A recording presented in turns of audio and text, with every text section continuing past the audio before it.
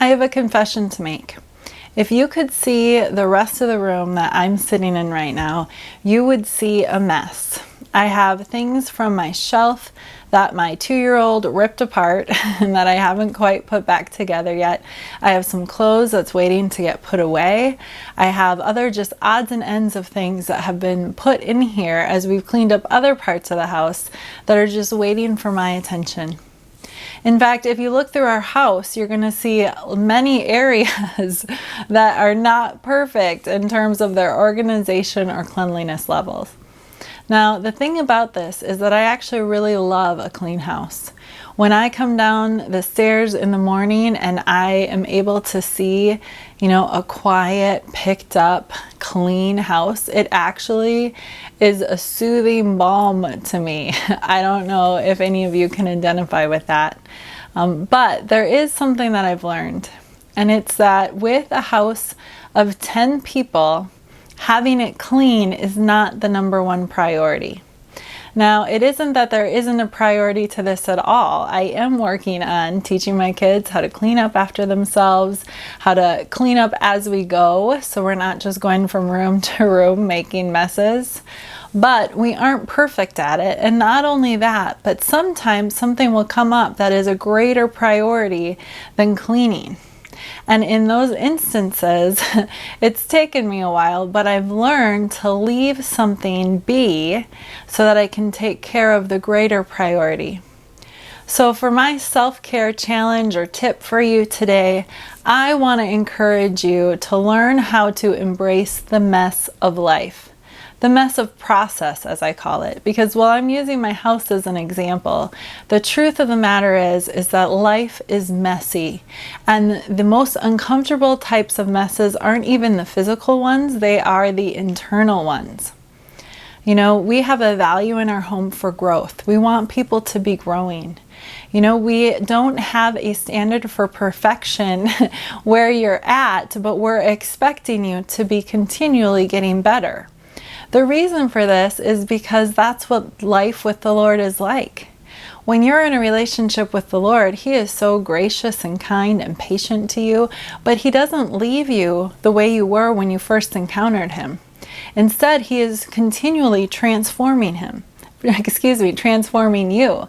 You see Him and then you become more like Him. You walk with Him in intimacy and He is correcting you. He's comforting you. He's showing you the areas where you haven't believed correctly. And then so you change your mind and you begin to believe correctly. And then you see that your life doesn't line up with your belief.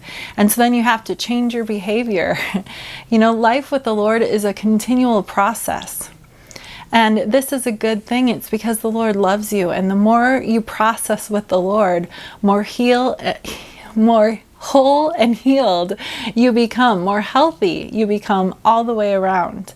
Aren't you glad that the Lord has taken you from where you were when you first met Him and brought you to where you are? And aren't you glad when you examine your life that you know that He isn't content to leave you where you are now, but that He is going to continue the work that He started in you all the way until it's completed, until you are completely whole, completely healed, completely free, until your life lines up completely with Jesus, because that's how He created you to be. That's comforting to me. I know I'm not there yet, but I also know that the Lord doesn't give up.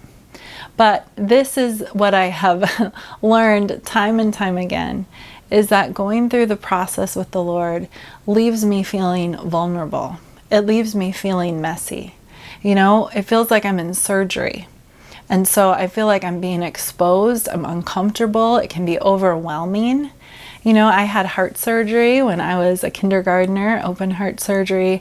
And I remember when I came out of the surgery that it was overwhelming.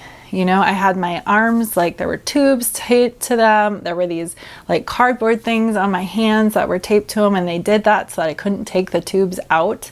I had just been through this major trauma physically, and so my body was a little bit in shock, and I just remember I was crabby. It took a while for me to figure out what was going on, where I was, to feel okay about that. And that is what it's like when the Lord does surgery on us too. He's taking us through a process, and it can be overwhelming. And in those times, it is so easy to be a little extra sensitive, to not feel good around other people, to feel like you're being exposed, like they're seeing your mess, to feel overwhelmed or confused or not know what the next steps are. So it's really important to give yourself grace in those moments. And it's also important to give other people grace because they are in a growing process too. You know, in our home, because we value growth, we're okay with mistakes. We're okay with people not doing the right thing at every time.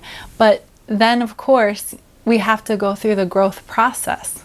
It's not about just being okay with the mess. It's about making sure that there is a process so that the messes are being cleaned up, so that we are actually becoming better, so that we're getting better at loving each other, so that our hearts are getting more connected, so that we're becoming more connected with the Lord, so that we're all becoming more of who we were created to be. So I want to just challenge you today, if you are somebody who is uncomfortable with a mess, that make sure that your priorities are telling you when to override and leave the mess so that the process can be completed. So that you're not so busy trying to clean the mess up so that it feels okay externally, that you're aborting what's happening internally. You know, I would rather go through messy moments with my kids. In fact, we have a lot of messy moments. You know, this pandemic hasn't been easy for anybody. And even though our family is a homeschooling family, and you would think that our life would have not been affected very much, the truth is that it's been incredibly difficult on some of my kids. Some of our routines have changed. Some of the connection that they used to have with other people hasn't been possible in the same way, and that's been difficult. And in this time, there have been processes and messes that have arisen up in people, and we've had to deal with it. And the thing about it is that this is a gift from the Lord, because when it comes up and when the mess is seen, then we can actually embrace it, and we can go through the process, and we can become healed and healthy and whole. But if we are so concerned with just making sure the mess is contained, then outside we might get everything under control, while inside is raging and is getting worse instead of getting better. So don't have a mess be your standard, what you're aiming for, but let your priorities dictate that growth is more important than cleanliness. That connection, authentically and real connection with people, is more important than having everything under control. That actually trusting the Lord to get you from where you are to where He planned for you to be is more important than having complete understanding and feeling like you're in control of everything. A mess is part of the journey. It's part of the journey for you.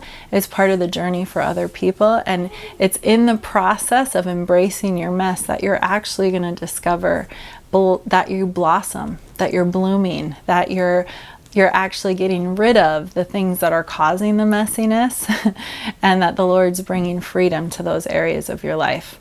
So give yourself grace and give grace to other people. Don't be afraid of a mess, but trust the Lord to bring you through to the other side.